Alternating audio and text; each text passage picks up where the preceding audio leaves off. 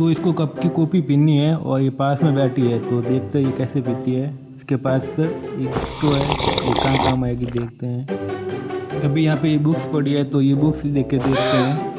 तो ये बुक्स देख के इसको भेज देते हैं ताकि ये पी सके इसमें से। अभी ये वापस आ गई, अब इसको वापस भेजना है। तो एक फ़ोन से इसको वापस भेज दिया, ये और पी गई। अब वापस देखते हैं क्या है। ये खा गई, तो ये यहाँ से भाग गई।